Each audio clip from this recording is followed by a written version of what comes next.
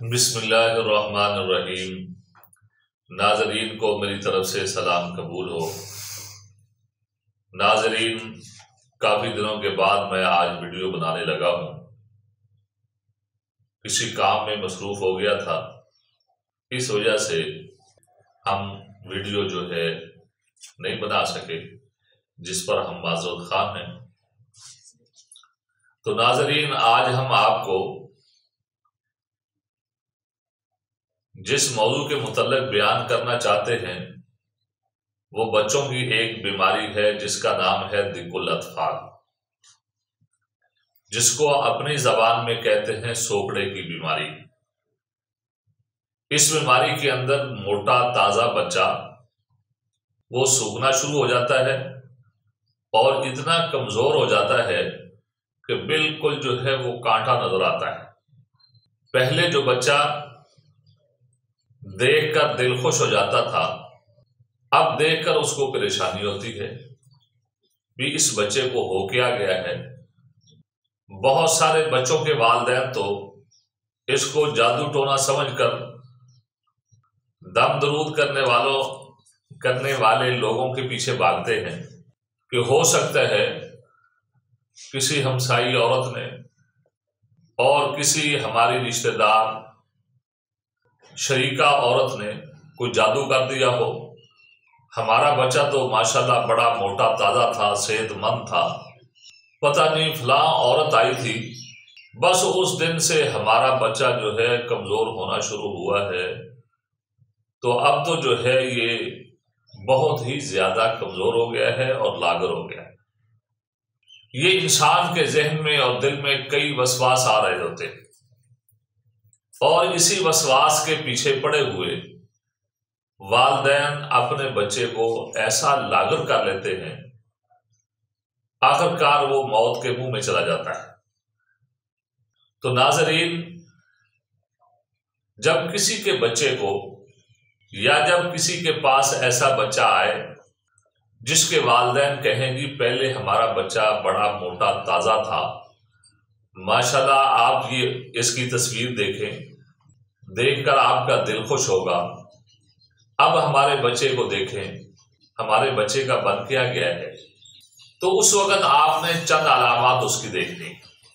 एक तो आपने सबसे पहले उसके वालिदैन से पूछना है कि क्या इसको सफेद रंग के या पीले रंग के बदबूदार पखाने तो नहीं आते। अगर आते हैं तो ये सोकड़े की बीमारी की बहुत बड़ी अलामत है कि इस बच्चे को कोई जादू टोना नहीं है, इसको सोकड़े की बीमारी है। दूसरा, ऐसे बच्चे को कभी कै, कभी दस्त और कभी बुखार और पेट में हर वक्त गुड़गुड़ का रहना और फिर खुसूसी तौर पर चेहरे पर झुर्रियां पड़ जाना और इसी तरह बच्चे के जो च्यूतड़ होते हैं वो भी सूख जाते हैं, उस पर भी झुर्रियां पड़ जाती हैं। ये अलामतें हैं उस बच्चे की जिस बच्चे को सोकड़े की बीमारी। जब आपके पास ऐसा बच्चा आए या किसी का ऐसा बच्चा हो जाए तो वो बगैर नबज देखे, बगैर सोचे समझे अपने बच्चे का सोकड़े का इलाज करे। और फिर मैं यहां पर एक खुसूसी तौर पर बात बता देना चाहता हूं। बच्चे का सूखना दो वजह से पैदा होता है।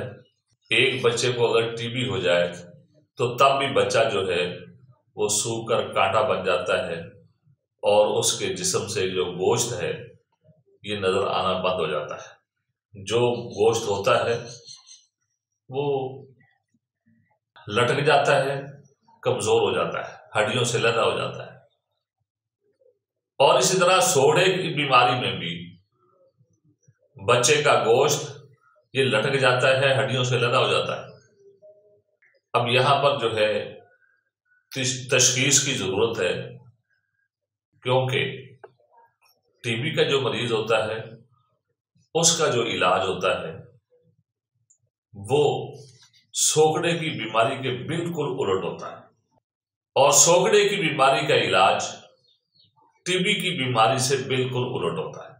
इसलिए इस बात का आपने फर्क कर लेना है कि बच्चे को टीबी है या सोगड़े की बीमारी है। टीबी के ऊपर भी हम एक वीडियो इंशाल्लाह अपलोड करेंगे, जिसके अंदर टीबी के बारे में भी हम बयान करेंगे। लेकिन आज हम आपको सोगड़े के बारे में बयान कर रहे हैं। तो जब आपके पास ऐसा बच्चा आए तो आप ये अलामात देखकर जो हमने बयान की हैं उसका सोगड़े का इलाज करें। अगर आपने उसकी नब्ज देखनी भी हो तो तब भी आपको उसकी नब्ज बिल्कुल नीचे चलती हुई नजर आएगी, जो 1 से 2 उंगलियों के अंदर चलेगी, और उसकी ठोकर भी बड़ी कमजोर होगी, जिसका मतलब ये होगा कि इस बच्चे की रतूबात हद से ज्यादा जिस्म से खारिज हो गई है, जिसकी वजह से ये बच्चा इतना कमजोर और लागर हो गया है। जब जो है आपने उसका इलाज करना हो, एक तो आप ग़िज़ाई इलाज करेंगे कि ऐसे बच्चे को अंडा फ्राई करके खिलाएं, इसी तरह ऐसे बच्चे को आंवला खिलाएं, मुरब्बा आंवला, और इसी तरह हरड़ ले लें, उसको दही के पानी के अंदर घिसाकर जो है वो पानी पिलाएं। इसी तरह हमारे मतलब की एक बनी हुई दवाई भी है, वो भी आप बना भी सकते हैं और बनी बनाई मंगवा भी सकते हैं।